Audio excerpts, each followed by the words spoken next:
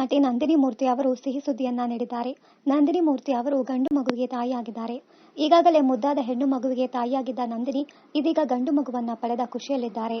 ಈ ಸಂತೋಷದ ವಿಚಾರವನ್ನ ಸ್ವತಃ ನಂದಿನಿ ಮೂರ್ತಿ ಅವರೇ ತಮ್ಮ ಇನ್ಸ್ಟಾಗ್ರಾಮ್ ಸ್ಟೋರಿಯಲ್ಲಿ ಬರೆದುಕೊಂಡಿದ್ದಾರೆ. ನಮಗೆ ಗಂಡು ಮಗು ಆಗಿದೆ ಎಂದು ಹೇಳಲು ತುಂಬಾ ಖುಷಿಯಾಗುತ್ತಿದೆ.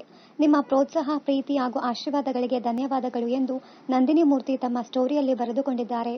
ಅಂದಹಾಗೆ ಜೀ ಕನ್ನಡ ವಾಹಿನಿಯ ಹಿಟ್ಲರ್ ಕಲ್ಯಾಣ ಧಾರಾವಾಹಿಯಲ್ಲಿ ಎಜೆ ಹಿರಿಸೊಸೆ ದುರ್ಗಾ ಪಾತ್ರದಲ್ಲಿ ನಂದಿನಿ ಮೂರ್ತಿ ನಟಿಸುತ್ತಿದ್ದರು.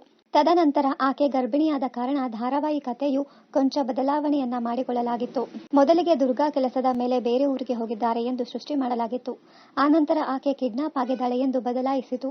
ಒಟ್ಟಿನಲ್ಲಿ ಆಮೇಲೆ ನಂದಿನಿ ಮೂರ್ತಿ ಧಾರಾವಾಹಿಯಿಂದ ಹೊರಬಂದ ಅಸಲಿ ಸತ್ಯ ಗೊತ್ತಾಯಿತು. ಆ ಅಸಲಿ ಸತ್ಯ ಅನಾವರಣವಾಗಿದ್ದು ಜೀ ಕುಟುಂಬ ಅವಾರ್ಡ್ಸ್ನಲ್ಲಿ. ಕಳೆದ ವರ್ಷ ನಡೆದ ಜೀ ಕುಟುಂಬ ಅವಾರ್ಡ್ಸ್ನಲ್ಲಿ ಹಿಟ್ಲರ್ ಕಲ್ಯಾಣ ತಂಡದಿಂದ ನಂದಿನಿ ಮೂರ್ತಿಗೆ ಅದ್ದೂರಿಯಾದ ಸೀಮಂತವನ್ನ ಮಾಡಿದರು. ಜೊತೆಗೆ ಇದು ನನ್ನ ಜೀವನದ ಅತ್ಯಂತ ಸುಮಧುರ ಕ್ಷಣ, ಮನಸ್ಸು ತುಂಬಿ ಬಂದಿದೆ, ಇದು ನನ್ನ ಜೀವನದಲ್ಲಿ ಯಾವಾಗಲೂ ನೆನಪಿನಲ್ಲಿ ಉಳಿಯುವಂತದ್ದು ಎಂದು ಈ ದಿನವನ್ನ ನಂದಿನಿ ಮೂರ್ತಿ ನೆನಪಿಸಿಕೊಂಡಿದ್ದರು. ಜೀ ಕನ್ನಡ ವಾಹಿನಿಯ ಚೀಸೌ ಸಾವಿತ್ರಿ ಧಾರಾವಾಹಿ ನಂತರ ಕಿರುತೆರೆಯಿಂದ ದೂರವಿದ್ದ ನಂದಿನಿ ಮೂರ್ತಿ ಮತ್ತೆ ದುರ್ಗಳಾಗಿ ಬಣ್ಣದ ಲೋಕಕ್ಕೆ ಮರಳಿದ್ದರು. ಖಡಕ್ ಅವತಾರದ ಮೂಲಕ ಮತ್ತೆ ಕಿರುತೆರೆಗೆ ಮರಳಿದ ನಂದಿನಿ ಮೂರ್ತಿ ಅವರನ್ನ ಕಿರುತೆರೆ ವೀಕ್ಷಕರು ಮೆಚ್ಚಿಕೊಂಡಿದ್ದರು.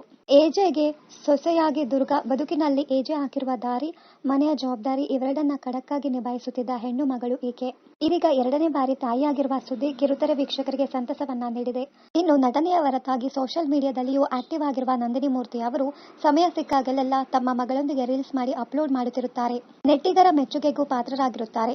ಇದರ ಜೊತೆಗೆ ಇನ್ಸ್ಟಾಗ್ರಾಂನಲ್ಲಿ ಆಕೆ ಬರೋಬ್ಬರಿ 102K ಫಾಲೋವರ್ಸ್ ಗಳನ್ನ ಹೊಂದಿದ್ದಾರೆ. ಇನ್ನಷ್ಟು ಕನ್ನಡ ಧಾರಾವಾಹಿ, ಸಿನಿಮಾ ಹಾಗೂ ಬಿಗ್ ಬಾಸ್ ಕನ್ನಡ ಸೀಸನ್ 10ರ ಡೈಲಿ ಅಪ್ಡೇಟ್ಸ್ಗಾಗಿ ಚಾನೆಲ್ ಅನ್ನ ಸಬ್ಸ್ಕ್ರೈಬ್ ಮಾಡಿ. Thank you.